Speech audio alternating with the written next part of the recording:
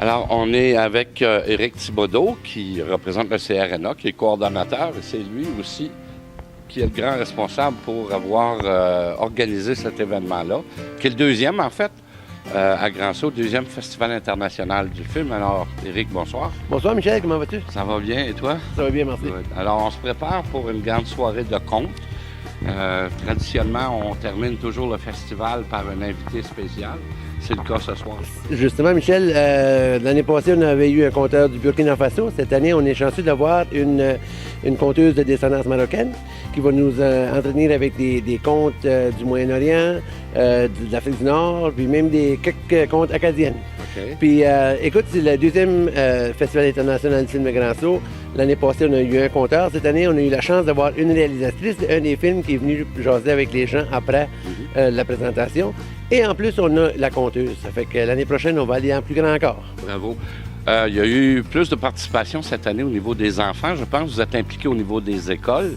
Comment ça s'est passé, ça? C'est ça. Cette année, on avait un pilote. On est allé à l'école à Drummond, l'école Monseigneur-Land. C'était les classes 4, 5 et 6. On a eu une soixantaine de jeunes qui ont eu la chance de voir 4 courts-métrages animés qui parlent d'intégration communautaire, sociale, puis les difficultés d'intégration. En plus de ça, ils ont pu causer avec une madame de la Corée du Sud, Kim Jong-un, qui ça donne être ma conjointe. Puis ils ont pu poser toutes sortes de questions au niveau de comment ça s'est passé son intégration. Puis c'était vraiment, on a dit aux jeunes, c'est vraiment sans réserve. Si vous avez une question, posez-la, puis... Soyez pas gênés. Soyez pas gênés, ça fait bravo. Moi, j'adore ça, cette initiative-là, Éric, parce que c'est une belle ouverture. Ça commence très tôt, hein?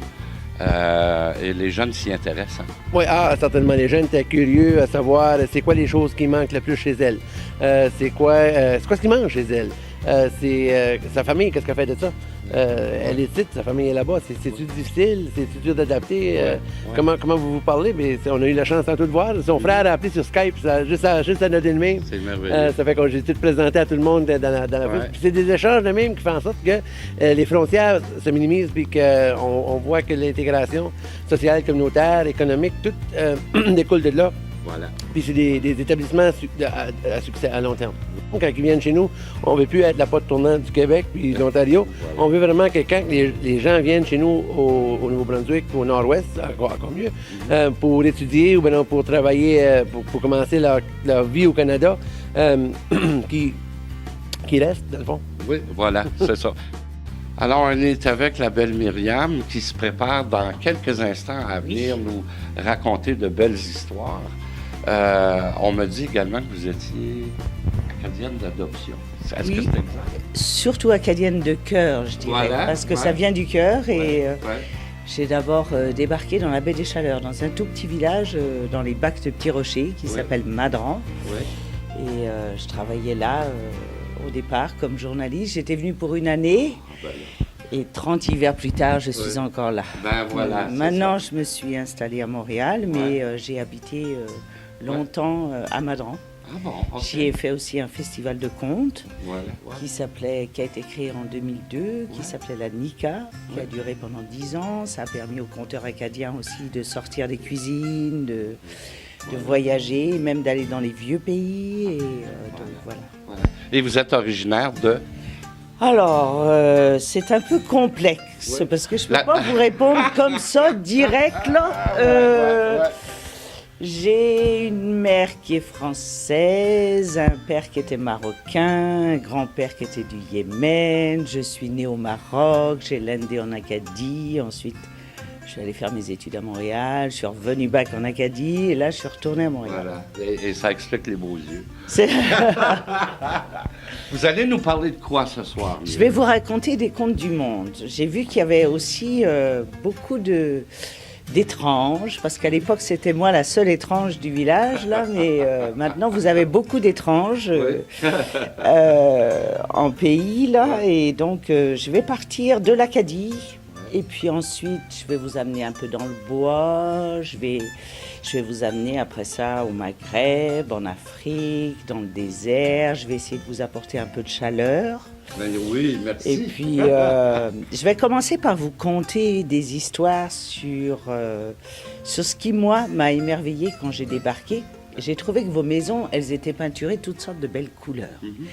Et j'ai voulu comprendre pourquoi. Ouais. Alors, si vous suivez cette histoire-là, vous saurez pourquoi. On va la suivre attentivement. On vous donne le mot de Cambronne avant d'aller Merci. en spectacle. Merci. Et on va se laisser transporter dans un beau voyage. Exactement. C'est ce que je vous souhaite. Les contes, ça sert à ça. Voilà. Ça sert à voyager, à rêver. Voilà. Et puis surtout à nous amener ailleurs. Et puis vous allez faire un beau tour du monde. Pas tout le monde, mais une partie du monde. Myriam, un gros merci encore. Je vous en prie. Merci. Bienvenue. Histoire. Raconte. Histoire. Raconte. Histoire. Raconte. Histoire. Raconte.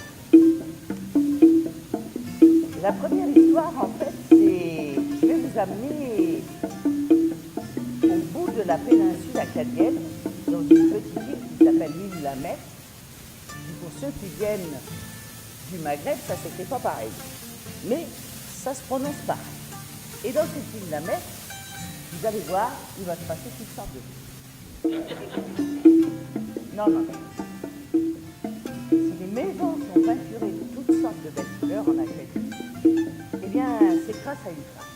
Une femme qui s'appelait Mariette à Émile Hadjo. Et mesdames, profitez-en pour une fois qu'on peut leur donner un coup. Hein?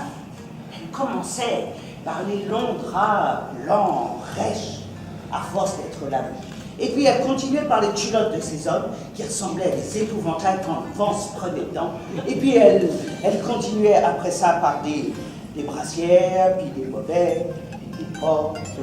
Puis elle finissait par des petits napperons de